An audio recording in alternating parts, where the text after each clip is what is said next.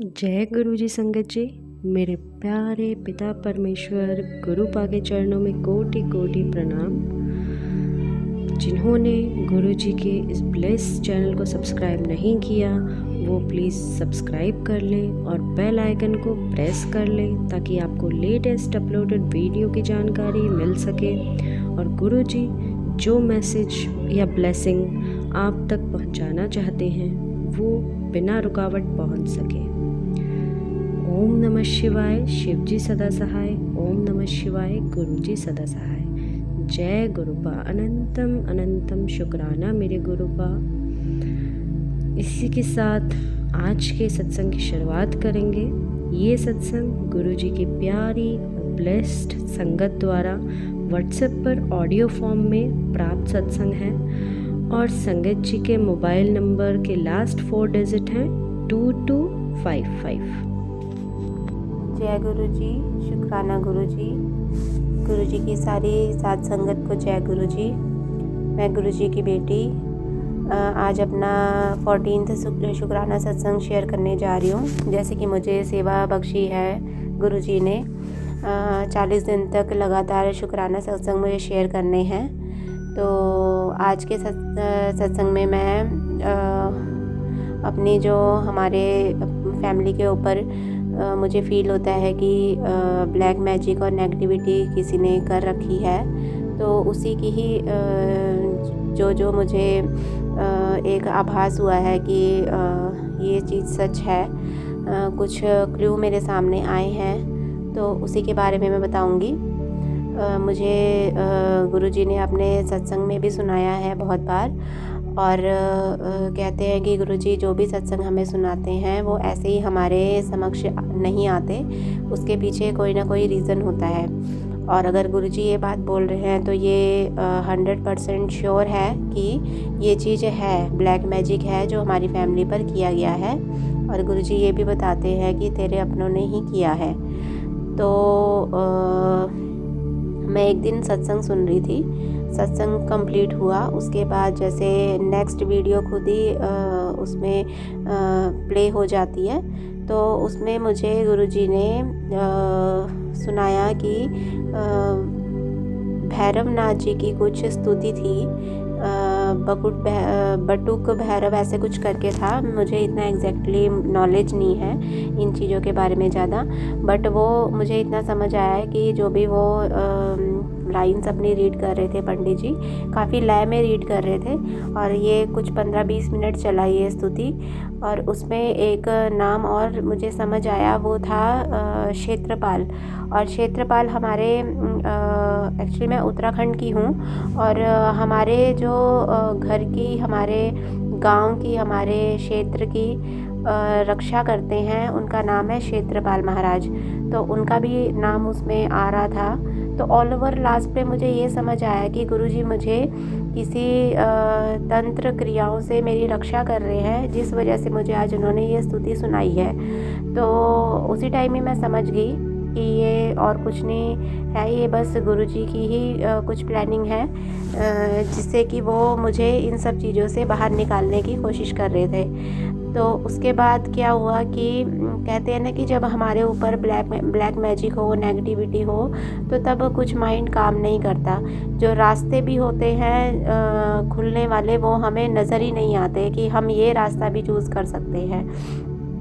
और जब हमारे कष्ट जो कर्म है वो जब कटने लगते हैं, एंड हो जाता है उनका, तो उसके बाद गुरुजी हमें एक रास्ता भी दिखाते हैं कि हम ये उपाय करें जिससे कि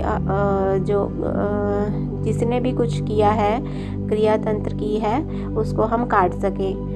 तो शायद ये गुरुजी का ही आदेश था, उन्हीं की ही रज़ा थी कि उन्होंने मेरे हस्बैंड के माइंड में एक बात डाली। एक्चुअली हमारे रिलेटिव में ही हैं कोई भैया, और उन्होंने शास्त्री की है और उन्हें काफ़ी नॉलेज है इस चीज़ के बारे में।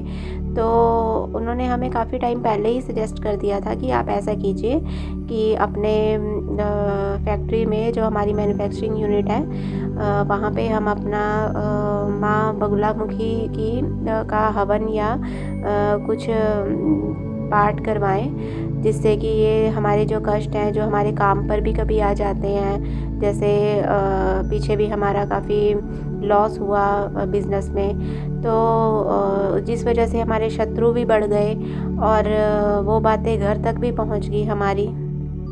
काम का इफ़ेक्ट घर पर भी पड़ गया। तो बस पता तो हमें काफ़ी टाइम से था कि हाँ ये चीज़ हमने करवानी है, बट एक रास्ता नहीं नज़र आ रहा था हमें। माइंड में ये थॉट आने रही थी कि इस चीज़ पे अब हम काम भी करना शुरू करें। तो गुरुजी के मुझे मैसेज भी आ रहे थे काफ़ी कि मुश्किल वक्त में तुझे मार्ग मैं दिखाऊंगा। तो बस गुरुजी ने मार्ग दिखाया। मेरे हस्बैंड के माइंड में उन्होंने ये बात डाली शायद कि उन्हें उन भैया के पास जाना चाहिए। और 1-2 दिन पहले इवनिंग में वो गए उनके पास और उन्होंने उनसे बात की। तो उन्होंने 1-2 उन्हें उपाय बताया, क्योंकि हमें जिन पे डाउट है 100% श्योर है, डाउट भी नहीं है, 100% श्योर है हम कि ये चीज़ काल तंत्र जो क्रियाएं हैं वो उन्होंने की हैं, जिस वजह से हमारे काम पे बहुत इफ़ेक्ट आया है।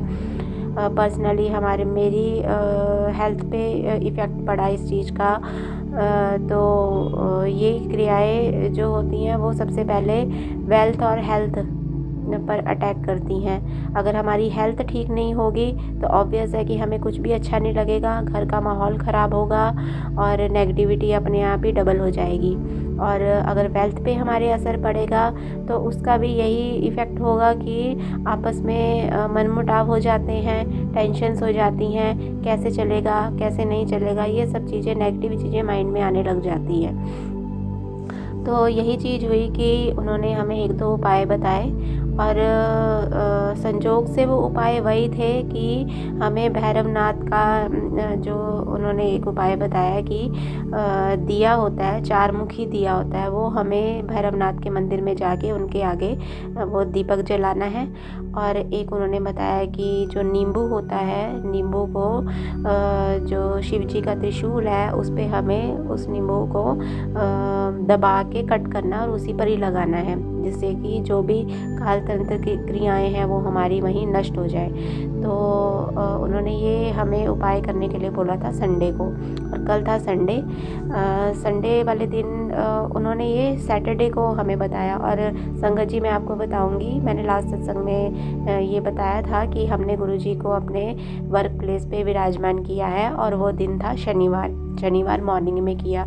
तो देखिए गुरुजी के वहाँ जाने की देर है और माइंड में ये बात मेरे हस्बैंड के आ गई और एक तरह से उन्होंने हमारे लिए रास्ता खोल दिया। जो भी बंधन थे हमारे काम पर कर रखे, तो बस उन्होंने शायद उस दिन इवनिंग में इसीलिए ही भेजा हमें कि बस अब आप इस चीज़ को हमें इस चीज़ का निवारण मिले।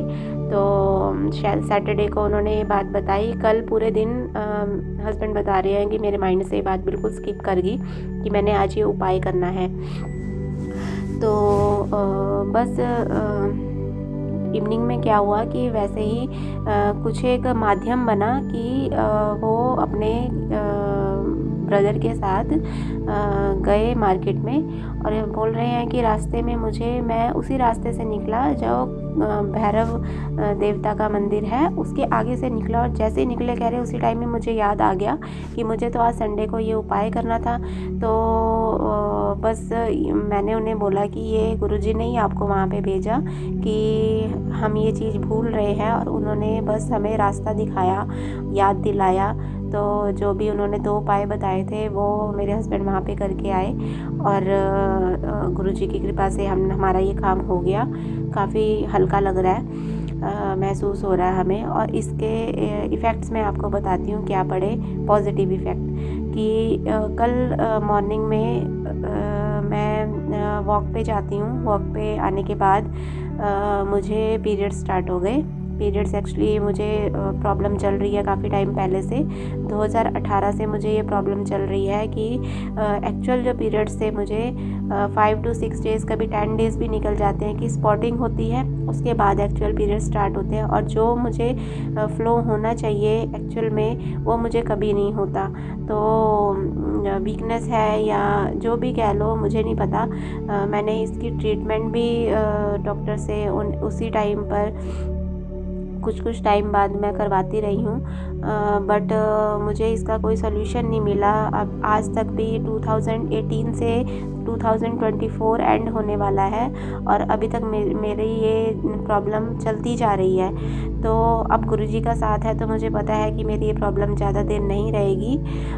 तो इस बार भी यही हुआ, बट जो एक्चुअल मुझे पीरियड्स थे वो कल मॉर्निंग में आए, और कल मॉर्निंग में होने से पहले से कल मुझे 10 गुना क्या 100 गुना मुझे ये दिन बहुत भारी लगा खुद पर, कि मुझे ठंड भी लग रही थी, और जबकि मुझे फ़ीवर भी नहीं था, लेकिन फिर भी एनर्जी बहुत डाउन हो रही थी, वाइब्रेशंस हो रही थी, जैसे मेरी बैक में बहुत ठंडा हो गया है, बैकबोन मेरी अंदर से बहुत ठंडी फील हो रही थी मुझे, और सर मेरा बहुत चकरा रहा था। तो ऑल ओवर लगा लो कि कल मैंने पूरे दिन कुछ भी काम नहीं किया। मेरी बेटी छोटी है, उसको बस उनके दादी जी ने ही देखा, उसके बाद मैंने अपने पेरेंट्स के घर उसे भेज दिया, और वो रात को मेरे पास 8 बजे आई है वापस। तो मतलब मेरी जो हालत थी वो बहुत ख़राब थी। पीरियड्स की वजह से तो थी ही, बट वैसे भी मैं बहुत डाउन फील कर रही थी, सर घूम रहा था, उठने का मन नहीं कर रहा था। बट इसी दौरान मैंने क्या किया, जितनी देर भी मैं अपना रेस्ट किया, मैंने सिर्फ़ और सिर्फ सत्संग सुने कान पे लीड लगा के, और काफ़ी रेस्टलेस मैं फ़ील कर रही थी, समझ नहीं आ रहा था ये क्या है क्या नहीं। बट इवनिंग में 6-7 बजे मुझे अचानक से मेरे बॉडी में काफ़ी फुर्ती आ गई, और जो काम मेरे पेंडिंग थे वो मैंने कर लिए, और ये मुझे समझ नहीं आया। चलो मैंने ये बात ध्यान नहीं दी कि मैं ठीक हो गई हूँ। फिर हस्बैंड घर आए और उन्होंने मुझे बताया कि मैं ये उपाय करके आया हूँ। उन्होंने मुझे बताया कि कैसे मैं भूल गया था, और मैं मंदिर के आगे से निकला और आके मुझे फिर याद आया कि मैंने ये उपाय करना है। तो फिर मैंने थोड़ा सा सोचा इस बात को डीप तरीके से कि ये और कुछ नहीं था, गुरुजी का ही सॉल्यूशन जो बताया था वही हुआ, और वहाँ से देखिए उन्होंने ये उपाय किया है, और वो तंत्र शायद कटा है नींबू के थ्रू, और यहाँ पे मैं ठीक हुई हूँ। तो देखिए संगत जी, कितना ब्लैक मैजिक कितना बड़ा कर रखा था किसी ने, कि मेरी हेल्थ पे इतना इफ़ेक्ट हो गया। कहते हैं जब हमारी जैसे पीरियड्स के टाइम पे हमारे जो ग्रह होते हैं वो थोड़े शायद हल्के रहते हैं, और जब हम बीमार होते हैं उस टाइम पे ये चीज़ें ज़्यादा जल्दी अटैक करती हैं और टाइम से। और वैसे भी ये पूर्णमासी के जस्ट 1-2 दिन बाद की बात है, तो मुझे लग रहा है कि ये जो चीज़ें हुई हैं ये इस टाइम मेरे पर अटैक कर गई। तो गुरुजी साथ हैं तो किसी चीज़ की तो हमें बिल्कुल टेंशन लेने की ज़रूरत ही नहीं है, और गुरुजी ने अपने हाथों से ये सब काम करवाए। तो बस शुक्राना बहुत बहुत गुरुजी आपका कि हर पल साथ दिया आपने, इस उपाय को भी करवाया, और आगे एक तीसरा उपाय और बताया है जिसमें हम माँ बगुलामुखी का जो हवन है वो संपन्न करेंगे। देखो अब कब होता है वो संपन्न। तो अब तो बस मुझे तो पक्का पता है कि गुरुजी हमारे अंग संग हर जगह है, और हमारे मैन्युफैक्चरिंग यूनिट में भी अब वहाँ वो विराजमान हो गए हैं। कल गुरुजी ने एक और मुझे जो उपाय मैं सुनती रहती थी कि अर्जुन की छाल और तेज पत्ता, काली मिर्च, इस सब का काढ़ा हमें पीना चाहिए। तो बस मैं सोचती थी कि हाँ पीऊँगी। मार्केट एक्चुअली मैं नहीं जा पाती हूँ, तो जब मैं कल बहुत बुरी तरह से बीमार होके लेटी हुई थी तो अचानक से ही मुझे हमारे कॉलोनी में ही एक संगत हैं गुरुजी की ही, उनका मुझे किसी काम के लिए फ़ोन आया। तो मैंने उन्हें बताया कि मेरी ऐसे ऐसे प्रॉब्लम है, तबीयत ख़राब हो गई है। तो उन्होंने बोला कि आप अर्जुन की छाल और काली मिर्च और दालचीनी, तेज पत्ता, इन सब का काढ़ा बनाओ और पी के देखो, 1 घंटे में आपको फ़र्क नज़र आएगा। तो मेरे हस्बैंड उस टाइम मार्केट में ही थे, 10-11 बजे की बात होगी ये मॉर्निंग में। तो मैंने उन्हें बोला कि आप ऐसा कीजिए, ये चीज़ें ले आइए, और वो लेकर आए। उन्होंने काढ़ा बना के दिया मुझे। मुझसे पिया नहीं गया स्टार्टिंग में, बट फिर भी मैंने 1 गिलास वो जैसे तैसे करके पी लिया। तो मुझे फ़र्क भी नज़र आया। उसके बाद मुझे जो ठंड लग रही थी, महसूस हो रही थी, वो कम हुई। बट जो एक्चुअल अगर मैं बोलूँ कि मुझे मेरा शरीर जो हल्का हुआ वो इवनिंग में हल्का हुआ, जैसा कि मुझे लगता है कि जो हमने उपाय किए उससे हुआ है ये काम। तो बट रात को मेरे साथ एक चीज़ और हुई कि मुझे गुरुजी का मैसेज आया कि पंडितों के चक्करों में मत पड़ और मुझ पे भरोसा रख। तो मैंने उसी टाइम ही अपना वो मैसेज अपने हस्बैंड को सेंड किया कि देखो गुरुजी क्या बोल रहे हैं। तो फिर याद आया ये कि गुरुजी बोलते हैं कि हमें पंडितों के चक्कर में नहीं पड़ना चाहिए। बट मुझे ऐसा लग रहा है कि अगर उन्होंने ये उपाय हमारे थ्रू हुए हैं तो वो गुरुजी ने करवाए हैं। तो मैं थोड़ा इन चीज़ों में कंफ्यूज हूँ कि ये क्या चीज़ है। ये एक तरफ से हमने वो भी किया और ये भी मैं गुरुजी की रज़ा ही समझती हूँ, और रात को मुझे ऐसा मैसेज भी आया। और सरप्राइजिंग बात ये है कि जब मॉर्निंग में मैं उठी और फर्स्ट जो मेरे सामने, वरना और दिन मेरे पास गुरुजी के मैसेजेस आते हैं जो स्क्रीन पे फ्लैश होते हैं, आज मुझे फर्स्ट टाइम ऐसा हुआ कि मुझे गुरुजी की रील नज़र आई, जो कि मैंने सुनी।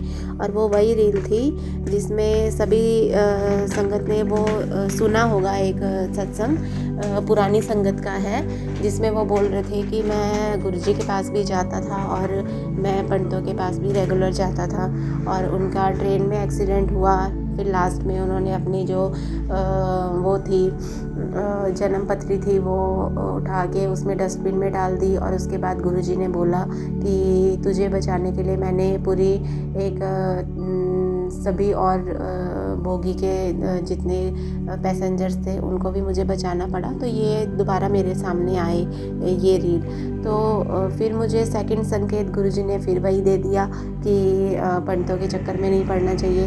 तो बस मैं आज पूरे दिन अभी तक भी यही बात सोच रही हूँ कि ये हुआ क्या, ये चीज़ क्या हमने वो चीज़ सही की कि नहीं की, ये मुझे समझ नहीं आया है। तो गुरुजी मुझे इसका भी जवाब बहुत जल्दी देंगे। ये मैं श्योर हूँ कि जल्दी मुझे इस चीज़ की भी का भी सल्यूशन मिलेगा, सब रिप्लाई मिल जाएगा। आज एक चीज़ और हुई मॉर्निंग में, जब मैं वॉक पे गई तो मुझे आज काला कौवा दिखा मरा हुआ। तो मैं समझ गई कि जो भी काल तंत्र था, क्रियाएं थी, जो भी हुई थी, जो भी हम पे कष्ट आने थे वो गुरुजी ने अपने ऊपर ले लिए। और मुझे एक सत्संग में एक आंटी के थ्रू पता लगा कि जो काला कौवा होता है वो भी गुरुजी के स्वरूप में ही माना जाता है। तो मैं कंफ्यूज थी कि मैंने काला कौवा देखा, कबूतर बोलते हैं कि कबूतर अगर मिले तो इस चीज़ का रिप्लाई मुझे मिल गया। तो बहुत बहुत शुक्राना गुरुजी हर चीज़ का मुझे टाइम पर रिप्लाई करने के लिए। और इसी सत्संग के साथ मैं आज का अपना सत्संग विराम करती हूँ और अपने नए सत्संग की तैयारी के साथ वापस जल्दी आऊँगी। गुरुजी का महामंत्र जाप मैं बोलूँगी, ओम नमः शिवाय, शिव जी सदा सहाय। ओम नमः शिवाय, गुरुजी सदा सहाय। जय गुरुजी, शुक्राना गुरुजी। संगत जी, आप लोग चाहें तो आप भी अपने साथ हुए सत्संग हमें व्हाट्सएप या ईमेल के थ्रू लिखकर या ऑडियो रिकॉर्ड करके भेज सकते हैं। इस सत्संग को यहीं विराम देते हुए अगले सत्संग की तैयारी करेंगे संगत जी। ओम नमः शिवाय, शिव जी सदा सहाय। ओम नमः शिवाय, गुरु जी सदा सहाय। जय गुरु जी। अनंतम अनंतम शुक्राना मेरे गुरुपा।